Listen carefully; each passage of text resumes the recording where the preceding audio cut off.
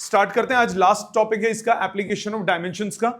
इसका नाम है एप्लीकेशन नंबर 4। एप्लीकेशन नंबर 4 में क्या करना है आपको, इसमें है, हेडिंग डालिए application 4 of dimensions.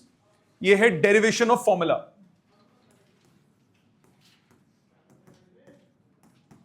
Derivation of formula. किसी भी फॉर्मूले को कैसे डिराइव करते हो, डायमेंशन की हेल्प से। इसमें हम यूज करते हैं कंडीशंस। क्या कंडीशंस? प्रोपोर्शनैलिटी की। इसमें ड्रॉबैक्स भी हैं, उस पर भी आऊंगा। पहले कंडीशंस की बात करते हैं। सबसे पहली बात, इसका एक एग्जाम्पल के थ्रू मैं आपको एक्सप्लेन कर रहा हूं। जैसे लिखो, साथ साथ क्वेश्चन लिखो। आपको बोला टाइम पीरियड, क्वेश्चन साथ साथ लिखो। Time period of simple pendulum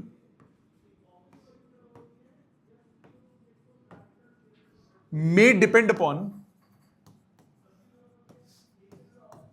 time period of simple pendulum may depend upon mass of bob m, acceleration due to gravity g, and length of string L। सो ये जो time period है, question में बोला time period depend करता है 3 factors पे। पहला factor कौन सा है? Mass of bob. दूसरा फैक्टर कौन है? Acceleration due to gravity. And the third factor is length of the string. इन 3 फैक्टर्स पे डिपेंडेंट है टाइम पीरियड। आपको बोला find the expression, find expression of dimension of time period using dimensions।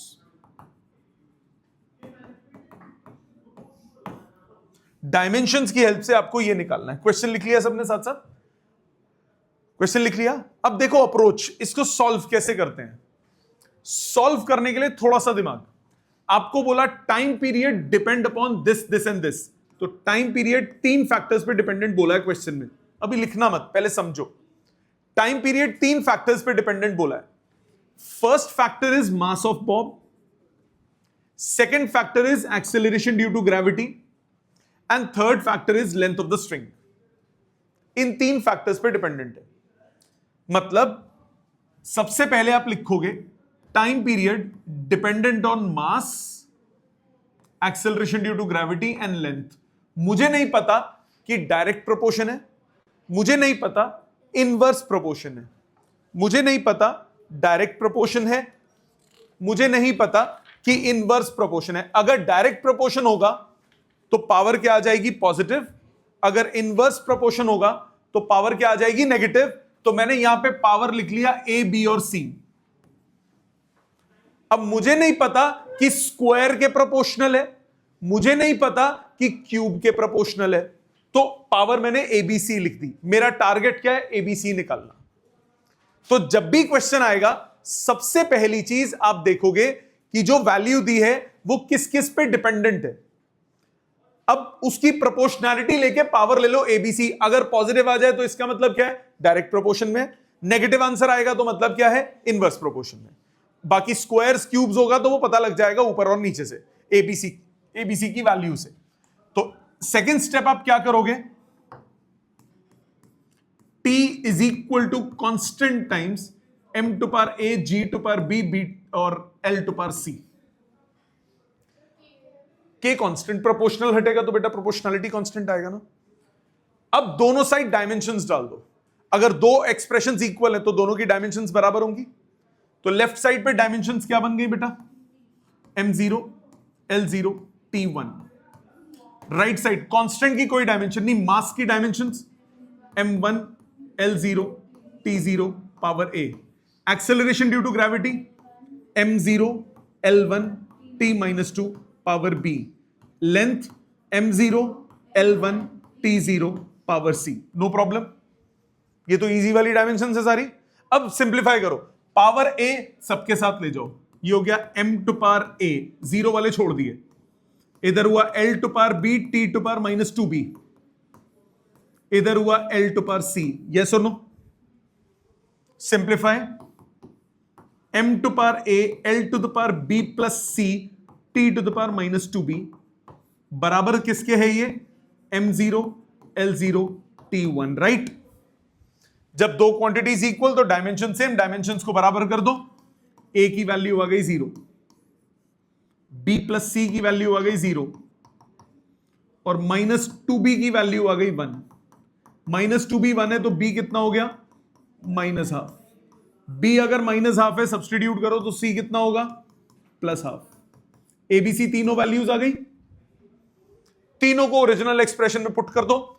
Time period आया k times m to power 0 g to power minus half और l to power plus half. मानते हो? Power half का मतलब क्या होता है? Square root, और नेगेटिव का मतलब डिनोमिनेटर में आ गया constant times root l by g. ये एक्सप्रेशन आ गया। अब इसका एक छोटा सा ड्रॉबैक, इस कांस्टेंट की वैल्यू नहीं निकाल सकते अब डायमेंशन से, ये ड्रॉबैक है। ये आपको प्रोपोर्शनैलिटी बता देगा कि किस चीज पे डिपेंडेंट है, बट ये आपको वैल्यू कांस्टेंट की नहीं देगा। एक दूसरा ड्रॉबैक, ऐसा कोई एक्सप्रेशन आप इससे प्रूव नहीं कर सकते जिसमें प्लस और माइनस साइन इन्वॉल्व हो। सिर्फ वही एक्सप्रेशंस प्रूव कर सकते हो जिसमें डायरेक्ट प्रोपोर्शन और इनवर्स प्रोपोर्शन हो। अभी ये लिखवाऊंगा सारे पॉइंट्स। हाँ बेटा, ए बी और सी की वैल्यू को बेटा इस एक्सप्रेशन में सब्सटीट्यूट कर दिया।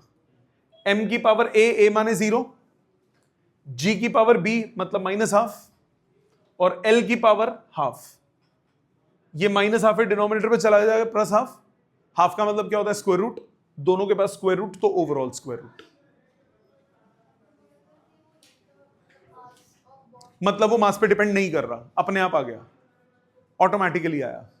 ठीक है, समझ में आई बात? एक और देखो, एक मैं कर रहा हूं, दूसरा आप करना, पैटर्न सबका सेम है। फर्स्ट क्वेश्चन मैं कर रहा हूं, सेकंड आप करना, कॉपी मत करना। फर्स्ट मैं कर रहा हूं, सेकंड आप करना। फर्स्ट पे ध्यान दो। A body of mass m moving in a circle of radius r with angular velocity omega, find the centripetal force acting on it using the method of dimensional analysis. मतलब जो force है, centripetal force है, किस किस पे dependent बोल दी उसने question में? मास पे, रेडियस पे और एंगुलर वेलोसिटी पे।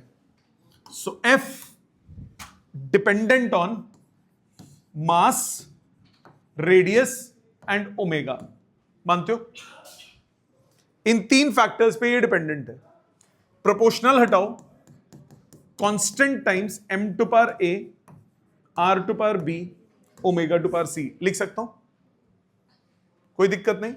दोनों तरफ डायमेंशंस डालो। फोर्स की डायमेंशंस m1 t-2, k की कोई डायमेंशन नहीं, मास की dimensions m1, radius length, omega t-1। Omega की याद नहीं है ना? t-1 होती है, m0 l0 t-1। सिंप्लीफाई करो, कितना पोपट क्वेश्चन बन गया? m to power a, l to power b, t to power minus c। Equate करो, a कितना आया 1, b कितना आया 1, c कितना आया -2, c कितना आया +2, -c -2 तो c कितना आया 2। तो सब्सटीट्यूट कर दो, f is equal to constant times m to power 1, r to power 1 और ओमेगा टू पावर 2। तो फोर्स का एक्सप्रेशन आ गया k times mr omega square. खत्म। इजी, इजी है। एक अब आप करोगे? हाँ, नहीं, के की टर्म्स में आएगा आंसर हमेशा, वो एक्चुअल एक्सप्रेशन है, आपको के की टर्म्स में लिखना है हमेशा। 2 या 3, छोटा होगा तो 2, नहीं तो 3। सेकंड क्वेश्चन स्टार्ट दे रहा हूं ताकि डायमेंशंस आपको बस लिख दूं। सेकंड में बोला, a small spherical ball of radius r falls with velocity v, radius r, velocity v through a liquid of coefficient of viscosity eta. Find viscous force, viscous drag. तो force dependent on radius, velocity और ईटा, ये दिया हुआ है। क्या आप ABC निकाल सकते हो? मैं सबके डायमेंशन लिख देता हूं। रेडियस के पता है आपको, वेलोसिटी के पता है आपको, ईटा के होते हैं m1 l-1 t-1। ईटा के m1 l-1 t-1। कर सकते हो? करो करो, कोशिश करो, चेक करो।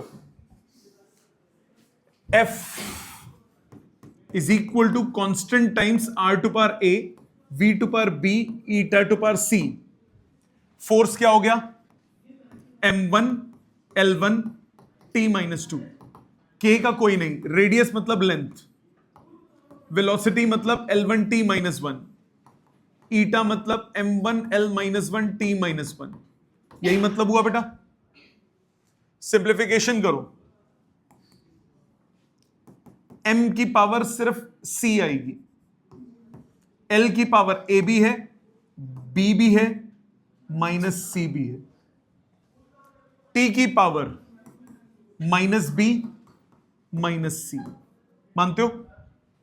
इक्वेट कर दो, m वाला m से c की वैल्यू हो गई 1, l वाला l से a plus b minus c कितना हो गया 1, t वाला t से माइनस b माइनस c -2 के बराबर। मानते हो? तो यानी b प्लस c किसके बराबर आया? 2 के। c की वैल्यू डालो, b plus 1 equal to 2, b की वैल्यू आ गई 1। a और b और c इसमें पुट करो, a plus 1 minus 1 equal to 1, cut के a की वैल्यू भी कितनी आ गई 1। abc तीनों 1 आ गए। abc तीनों 1 आने के बाद एक्सप्रेशन में पुट कर दो, f आ गया k टाइम्स r v ईटा। अब क्वेश्चन में बोला टेक k इक्वल्स टू 6 पाए, तो f आ गया 6 पाए r ईटा v, या r v ईटा या ईटा r v, जैसे मर्जी लिख लो। समझ में आ गई बात? गलती कहां हुई इसमें? नहीं हुई, हो गया था, आंसर आ गया था आपका, आ गया था बेटे पक्का। नेक्स्ट अगला देखते हैं, सेकेंड क्वेश्चन नंबर 3 असाइनमेंट का। Prove dimensionally the expression for the centripetal force acting on mass is moving with velocity v और सर्कल r। क्या करना है? मैं स्टार्ट दे रहा हूं, कंप्लीट आप करना। मैं सिर्फ स्टार्ट दे रहा हूं, डायमेंशन डाल के छोड़ूंगा, कंप्लीट आप करना। आप बोलना डायमेंशन। ध्यान देना बेटा, थर्ड फोर्स चाहिए, force dependent on m, v और r, यही बोला है। So force is equal to constant times m to power a, v to power b, r to power c। Dimension डाल सकते हो, सबकी पता है, जगह छोड़ रहा हूं, ये आप कंप्लीट करोगे। अगला वाला मैं कर रहा हूं, वो उसमें नई टर्म्स है काफी। फोर्थ वाला, using the method of dimension derive the expression for rate of flow. Rate of flow का मतलब होता है वॉल्यूम फ्लोइंग पर सेकेंड। कितना वॉल्यूम पर सेकेंड फ्लो कर रहा है, dependent on radius, pressure gradient, और कौन गया? एक और होगा ना, ईटा। यही मतलब हुआ बेटा, यही बोला है क्वेश्चन में, इन 3 फैक्टर्स पे डिपेंडेंट है। अब P बाय एल क्या है? Pressure gradient. ग्रेडियंट का मतलब होता है डिवाइडेड बाय लेंथ। डायमेंशन डालो, सबसे पहले V is equal to constant times radius to power A, P by L to power B और ईटा टू पावर C। डालो डायमेंशंस। वॉल्यूम पर सेकंड के क्या हो गए? L3t-1। यस और नो? V क्या है? Rate of flow. Rate of flow का मतलब वॉल्यूम पर सेकंड। वॉल्यूम पर सेकंड कितना हो गया? L3t-1। कांस्टेंट के कुछ नहीं, रेडियस मतलब लेंथ। प्रेशर ग्रेडियंट के अलग से कैलकुलेट कर लेते हैं। प्रेशर के होते हैं m1 l-1 t-2 divided by length, तो ये हो गया m1 l-2 t-2। मानते हो? तो प्रेशर ग्रेडियंट के हो गए m1 l-2 t-2 power b और ईटा का m1 l-1 t-1 power c। क्या ये कंप्लीट कर सकते हो? क्या ये आप कंप्लीट कर सकते हो? ये दोनों कंप्लीट करो, फिर मैं करूंगा दोनों। चेक करेंगे स्टेप्स, फटाफट हाथ चलाइए, चेक करो। लेफ्ट साइड पे f m1 l1 t minus 2. Constant, no dimensions, mass m, velocity L1 t minus 1, radius L. Combine करो, m to the power a, L to the power b plus c, t to the power minus b is m1 L1 t minus 2. Equate a equal to 1, b plus c equal to 1, minus b equal to minus 2. तो b is 2, b2 substitute करो, c आ गया minus 1. तो expression आया f is equal to k times m v square r की power minus 1. तो k times m v square by r. आ गया समझ? पहला करेक्ट है ना सबका? सेकंड चेक करो स्टेप्स. सेकंड कर रहे हो ना? साथ साथ देखो. Let's see. m to the power b और m टू पावर c दोनों हैं, तो m to the power b plus c. l to the power a minus 2b minus c. t to the power minus 2b minus c. ये बन गए थे सबके. अब सॉल्विंग करनी है बेटा. सॉल्विंग करो. b plus C equal to 0. एक इक्वेशन m की पावर्स इक्वेट करके. तीसरा देखो, minus 2b minus C. Minus 2b minus C equal to minus 1. Yes और नो? बीच वाली को बाद में देखेंगे. इससे b और c निकाल लेते हैं. ये कट गया. Minus b equal to minus 1. B आ गया 1. b1 तो c आ गया माइनस 1. b और c दोनों निकल गए. अब बीच वाले से a निकाल लो. a minus 2b minus C equal to 3. तो a minus 2 plus 1 equal to 3. तो a आ गया 4. a आ गया 4. तीनों एक्सप्रेशंस को पुट करो. v आ गया कांस्टेंट टाइम्स r की पावर a, r की पावर 4, p बाय l की पावर b. तो p बाय l की पावर b इज 1 और eta to power c, eta to power minus 1. Expression आया k p r टू पावर 4 by l eta. ये आ गया वॉल्यूम का एक्सप्रेशन. आ गया सबका? मेथड समझ में आया? पक्का? ऑनलाइन सबको मेथड क्लियर है बेटा? चलो गुड. नेक्स्ट. और देखो फिफ्थ. देखो, velocity of sound in gas. Velocity of sound in gas depends on elasticity and density. दो फैक्टर्स हैं, इलास्टिसिटी एंड डेंसिटी.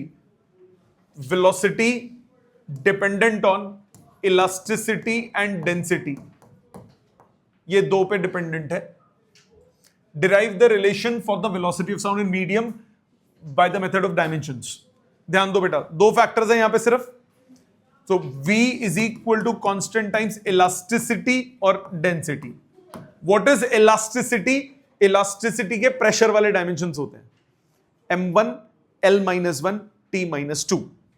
वेलोसिटी के हो गए m1, वेलोसिटी के हो गए m0 L1 t माइनस 1.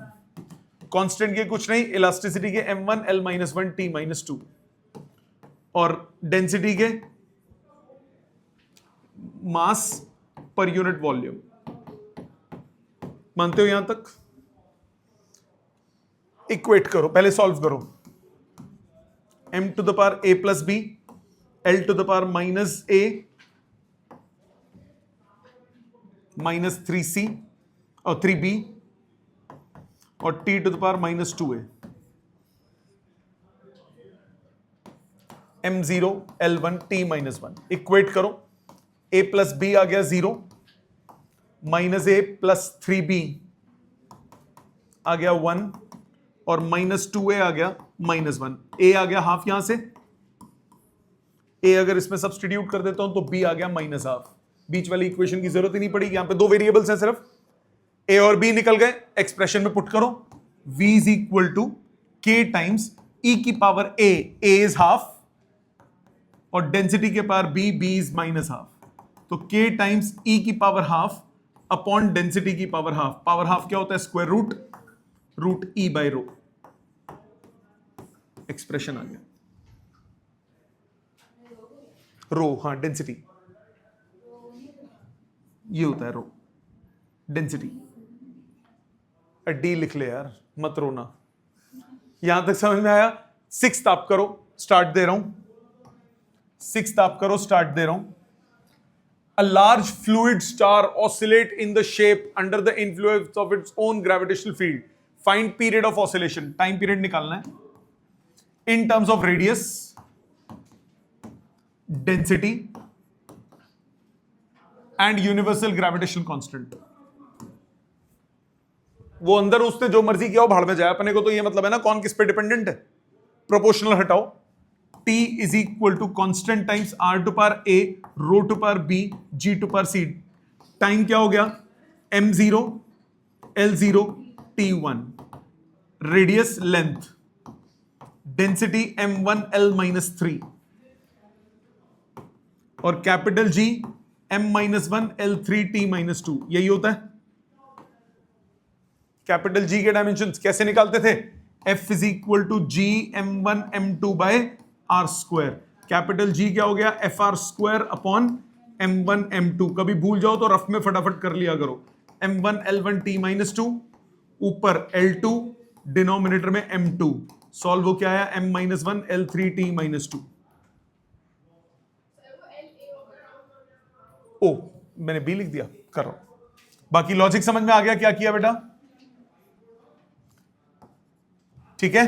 अब क्या आगे सिंप्लीफाई कर सकते हो? कर सकते हो. इसको करो, सिक्स्थ करो और फिर सेवेंथ और एट्थ करो. ये नहीं करूंगा मैं, तुम्हें करना है.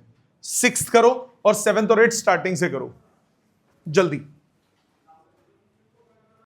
चलो चेक करो. पिछले से करना शुरू करते हैं, साथ साथ करते हैं.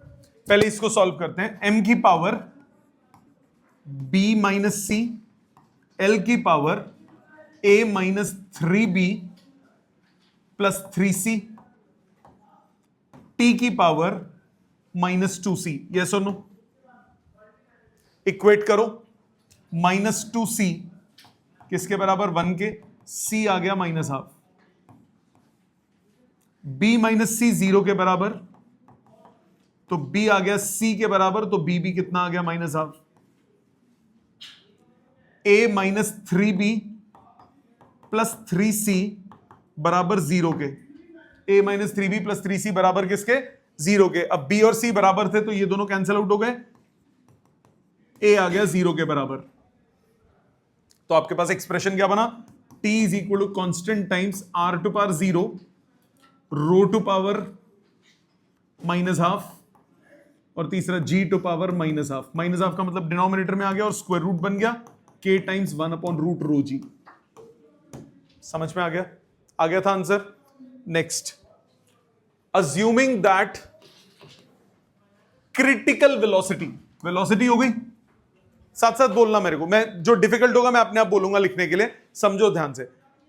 Assuming that critical velocity of a viscous liquid flowing through a capillary tube depends on radius, density and coefficient of viscosity. यही चाहिए था अपने को, बाकी फाड़ में जाए. Critical velocity dependent on radius की पावर O. A लिया रेडियस. रेडियस R ले लेता हूं मैं. R टू पावर A, नहीं तो A में कंफ्यूजन हो जाएगी ना. चल कोई बात नहीं, है ना. R ले लेता हूं, कंफ्यूजन हो जाएगी, बाद में वैल्यू डाल देंगे. R to power A, density to power B. एक काम करो, अगर पेपर में आ गया तो फिर थोड़ा ना बदल सकते हो. तो ABC की जगह XYZ ले लो, पावर्स ABC की जगह XYZ ले लो.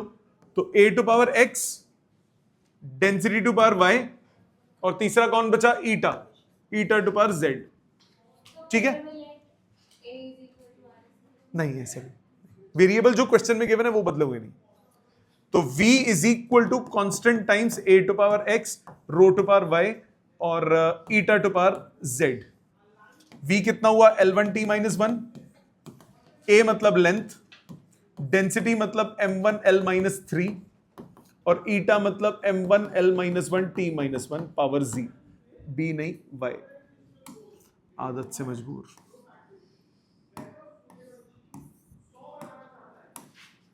ठीक है? तो m की पावर कितनी हो गई? y plus Z. l की पावर कितनी हो गई? x minus 3y minus Z और t की पावर कितनी हो गई, -z। मानते हो? इक्वेट करो, -z हो गया -1, तो z आ गया 1। दूसरा y प्लस z हुआ 0, तो y आ गया -1। तीसरा x minus 3y minus z equals to 1, equals to 1। So x minus 3 plus 1 equal to 1। गलती करिए मैंने दोबारा, m की power y plus z, l की power x minus 3y minus z और t की पावर माइनस z। सो पहले minus z equal to -1, z आ गया 1 के बराबर। y प्लस z 0, तो y आ गया -1।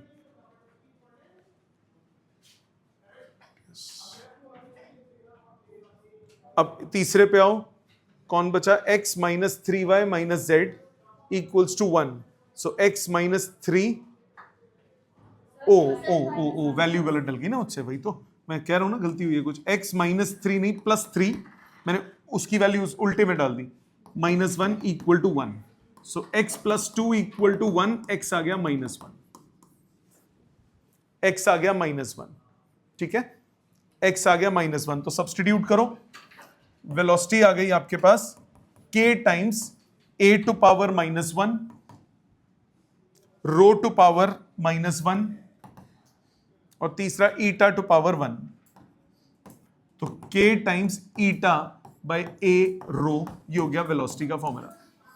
समझ में आ गई बात? क्लियर? इजी है ना, मुश्किल तो नहीं लगा? 8th देखो, 8th साथ साथ आप बोलिएगा। 8th, experiments show that frequency of tuning fork depends on length of a prong, density and Young's modulus. Frequency depends on length, density and Javanovich वाला मॉड्यूलस। यही बोला है, यही बोला है क्वेश्चन में। ईटा के क्या होते हैं, eta is equal to constant times length की पावर a, डेंसिटी की पावर b, यंग्स मॉडुलस की पावर c। यस और नो? डायमेंशन डालो, ईटा के dimensions m1 l-1 t-1, length के l, डेंसिटी के m1 l-3 और यंग्स मॉडुलस के प्रेशर वाले m1 l-1 t-2 power c। क्या ये कंप्लीट कर सकते हो? Young's modulus of elasticity, stress upon strain, stress होता है pressure, strain no dimension, pressure के डायमेंशन से। ठीक है, ये समझ में आया? कर लोगे कंप्लीट इसको? नेक्स्ट मैं अब डिफरेंट वाले क्वेश्चंस पे चलूं, जो थोड़े डिफरेंट है, पहले वो करते हैं, ये कंप्लीट कर लेना। ये है हमारा डिफरेंट क्वेश्चन, कंसेप्ट सेम है, क्वेश्चन डिफरेंट है। क्या डिफरेंस है? एक पार्ट मैं कर रहा हूं, एक आप करना।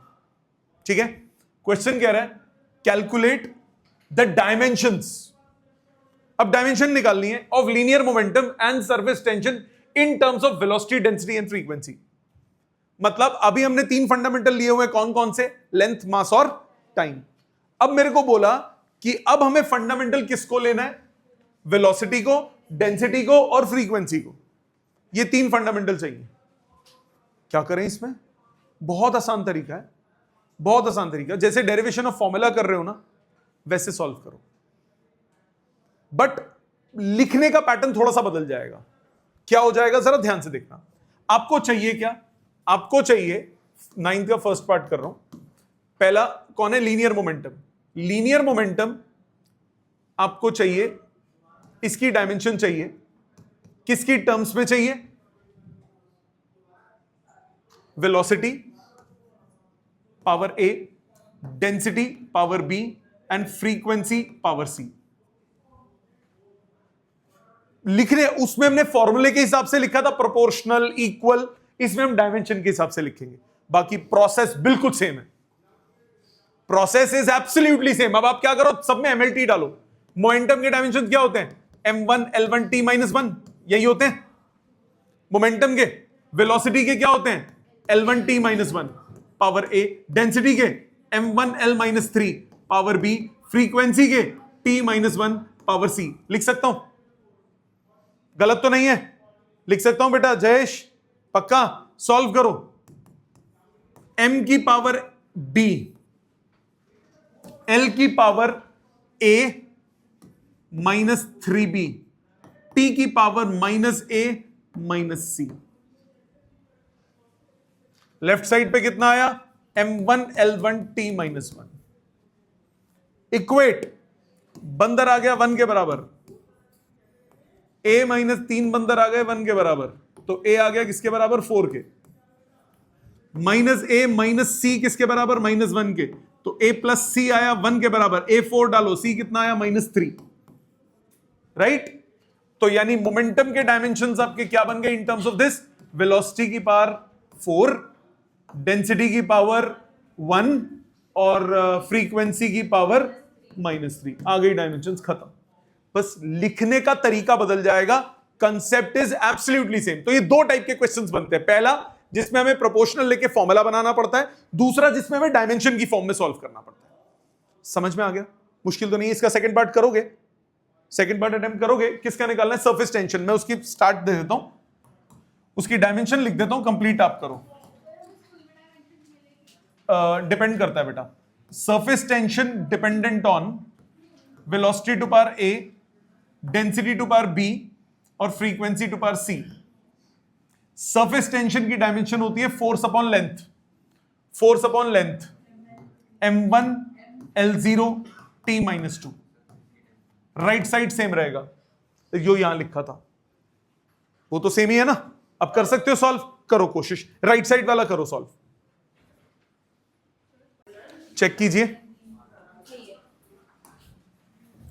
चेक कीजिए। Velocity l1 t minus 1 power a, density m1 l minus 3 power b, frequency t minus 1 power c। यही करोगे? सॉल्व करो। राइट साइड आपके पास आ गया m to power a, l to the power a minus 3b और t to the power minus a minus c। Equate करो। a की value आ गई 1, a माइनस 3b की वैल्यू आ गई 0, माइनस a माइनस c आ गया माइनस 2। सो a तो 1 हो गया, a प्लस c हो गया, a प्लस c हो गया 2, तो c हो गया 1। बेटा माइनस माइनस काट दिया दोनों तरफ, a की वैल्यू 1 पुट करोगे, c आ गया 1, तो b कितना आ गया?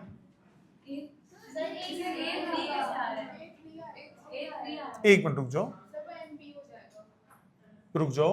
a minus 3b equals to 0, a equal to 1, minus a minus c equal to minus 2, a plus c equal to 1। ओहो सॉरी सॉरी सॉरी, ये b है, m की पावर b है, मैंने लिखने में गलती कर दी, m की पावर b थी। इक्वेट करो तो b आ गया 1, a माइनस 3b आ गया 0, तो a आ गया 3, और minus a minus c equal to minus 2, a plus c equal to 2, तो c कितना आया? माइनस 1। तो सिग्मा की वो आ गई, वेलोसिटी की पावर 3, डेंसिटी की पावर 1 और फ्रीक्वेंसी की पावर माइनस 1। समझ में आ गया? क्लियर है सबको? एक पिछला कंप्लीट करते हैं, ये वाला क्वेश्चन। दोनों तरफ डायमेंशन इक्वेट करो। राइट साइड पे m to power b plus c, l to the power a minus 3b minus c, t to the power minus 2c। Solving, b plus c किसके बराबर? 1 के, a minus 3b minus c किसके बराबर? Minus 1 के, और minus 2c आ गया minus 1 के बराबर, c आ गया हाफ। c हाफ पुट करो तो b कितना हुआ? Half. 1 minus half is half. a minus 3b minus c equal to minus 1, so a minus 2 equal to minus 1, तो a आ गया 1। क्लियर ये सबको? वैल्यू सब्सटीट्यूट करो, वैल्यू सब्सटीट्यूट करो। a 1 आएगा, माइनस 1 आएगा, रुक जाओ।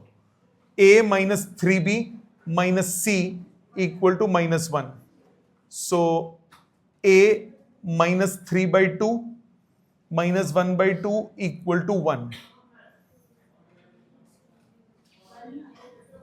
पीछे कोई गलती हुई है क्योंकि 1 नहीं आता।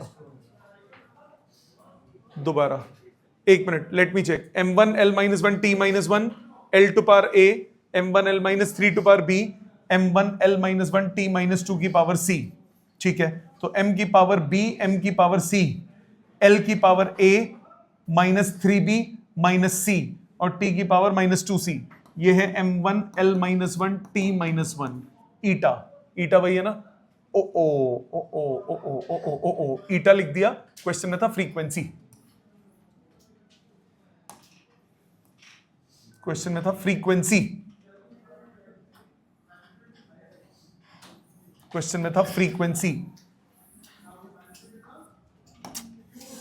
फ्रीक्वेंसी फ्रीक्वेंसी कितना होता है? t-1। राइट साइड सही है, लेफ्ट साइड में चेंजेस है। t-1 t-1। अब इक्वेट करो। b प्लस सी आया 0 के बराबर, a -3b -c आया 0 के बराबर, और -2c आया -1 के बराबर। तो c आ गया 1/2। c 1/2 सब्सटीट्यूट करो तो b आया -1/2। a -3b तो +3/2, -c तो -½ equal to 0। a + 1 equal to 0। a आ गया -1। अब हो जाएगा, वैल्यू पुट करो। Frequency is equal to k times l to power a, l to power -1, d to power b, d to power -½ और तीसरा यंग्स मॉडुलस टू पावर ½ कितना आया? k/l √y/d। ये आ गया n का फॉर्मूला। ठीक है, प्लीज इसको करेक्ट कर लो अपने रजिस्टर में। नेक्स्ट आगे के देखते हैं। क्वेश्चन नंबर 10 क्या कह रहा है? ध्यान दो। The velocity v of a transverse wave of a string में depend on length of the string. Velocity जो है वो डिपेंड कर रही है लेंथ ऑफ द स्ट्रिंग पे, tension in the string and mass per unit length. इसमें m mass नहीं है, मास पर यूनिट लेंथ है।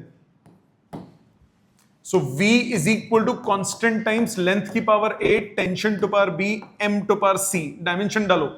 वेलोसिटी के हो गए l1 t-1, कांस्टेंट के कुछ नहीं, लेंथ के l, t टेंशन होती है force, m1 l-1 m1 l1 t-2 power b। और तीसरा कौन है? मास पर यूनिट लेंथ, मतलब मास अपॉन लेंथ। इसको m से रिप्रेजेंट करना है, m1 l-1 power c। Solving करो दोनों तरफ तो राइट साइड पे कितना आया? m to the power b plus c, l to the power a plus b minus c, t to the power -2b। दोनों तरफ इक्वेट करो। b प्लस c आ गया 0, a plus b minus c आ गया 1, -2b आ गया -1, तो b आ गया 1/2, c आ गया -1/2, a plus b minus c equal to 1, तो a आ गया 0। a आ गया 0। तो सब्सटीट्यूट करो। एक्सप्रेशन कितना बन गया? v is equal to constant times length की पावर a 0, टेंशन की पावर b मतलब ½ और तीसरा कौन है? मास की पावर c मतलब -½ तो v is equal to √k times √t/m। ठीक है, आ जाओ नेक्स्ट पे। 11th, if energy, velocity and time are chosen as fundamental quantities, the dimension formula for surface tension। बिल्कुल वैसा ही हो गया पर अब डिफरेंट है। सरफेस टेंशन का डायमेंशन आपको निकालना है एनर्जी, वेलोसिटी और टाइम की टर्म्स में। तो सरफेस टेंशन होता है force upon length m1L0 t minus 2, energy के m1L2 t minus 2 power a, velocity के L1 t minus 1 power b, t time था t पावर c। सॉल्व करो, m to the power a, l to the power 2a plus b और t to the power minus 2a minus b plus c। Equate, a की value आ गई 1, a की value आ गई 1, 2a plus b की value 0 है, तो b आ गया -2, फिर -2a minus b plus c की वैल्यू है -2, तो c कितना हुआ -2 plus 2a plus b, -2 plus 2a plus b, तो c भी आ गया -2। सब्सटीट्यूट आपके पास आया, सरफेस टेंशन के डायमेंशंस आ गए, e की पावर 1, v की पावर -2 और तीसरा t की पावर -2, ये आ गए इसके डायमेंशंस, 1 -2 -2 बी ऑप्शन। ठीक है, आ जाते हैं नेक्स्ट क्वेश्चन पे, 12th। If dimensions of critical velocity of liquid flowing through tube is expressed as this, dimensions of velocity is expressed as eta to power x, rho to power y and r to power z. Coefficient of viscosity, density and radius. Find the values of x, y, z.